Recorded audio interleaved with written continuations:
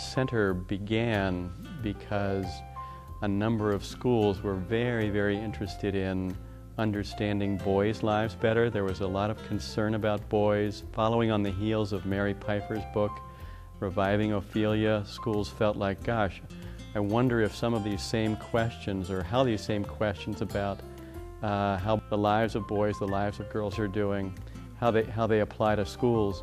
A major piece of the Center for the Study of Boys and Girls Life is doing youth action participatory research with kids around issues that are very, very interesting to them. When we're talking about participatory action research, the focus is often on what are the schools able to do as a result of their research. So collecting all this data, collecting the themes, deciding should we have a program, should we have some sort of change in school policy.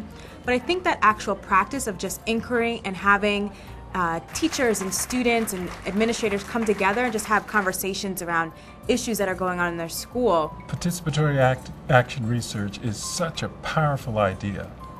As I understand it, it's based on the premise that the people who live and work in organizations are best positioned to understand the problems of the organization, and they are the ones who can formulate the best solutions to problems. Perhaps the nicest part about CSBGL at this point isn't simply working with colleagues who are committed to it, but having so many students involved in helping us become better at offering them the kind of education that they deserve. The Center for the Study of Boys and Girls Lives has helped Lawrenceville to expand student learning through the research projects that they've done, but students in turn have taught the faculty what matters to them and what issues that we should consider to focus in on the future. I think we've gained a number of things from our participation. First, a real commitment to listening to students and to really, whenever we're thinking about taking on a new initiative, evaluating what we're doing, really making sure we have student voices in our deliberations. Second, we've gained a commitment to research. It's really easy to get busy at schools like all of ours and not take the time to stop and reflect. And this whole process has given us a structure for doing that. And the third thing is we've gained a real opportunity to get to know and work with other teachers and administrators and heads and students from schools that are a lot like ours. Through the research process itself, I think I've gained a lot of skills that are valuable for research, scientific research and sociological research. Being able to analyze data, being able to read the literature and find out what themes I should be looking for, and just how to interpret them and draw conclusions. As a student, I think I've really learned a lot about not just like the topic that we're researching, but also the research process itself. I've definitely become a lot more savvy when it comes to picking sources. We've done quite a few presentations to different people in our school's community. I went from Wyatt the guy always involved in football to Wyatt the guy involved in a research study. I think a lot of my friends didn't really expect that from me. I really gained a lot of respect from my classmates because of this.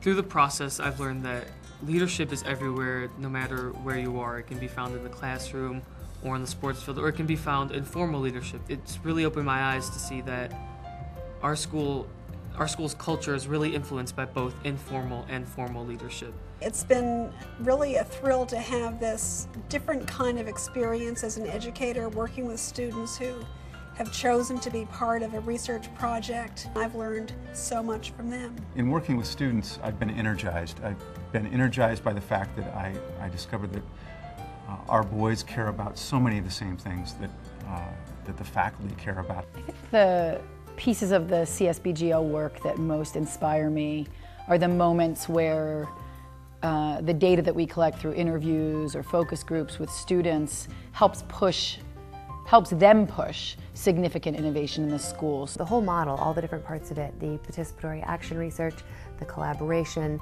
the institutional knowledge within and across schools, the involvement of students in a democratic process to create change through student agency is all very exciting and I think a wonderful benefit of the organization.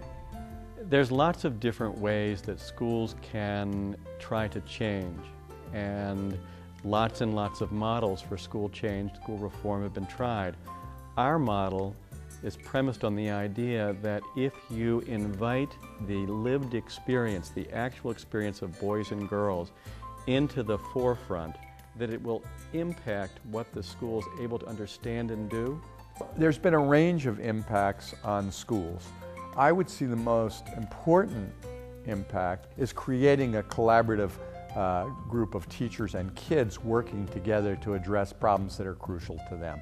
When I see the kind of education going on with the kids and the teachers working together outside on something focused that they care about in the school, that impact educationally is good.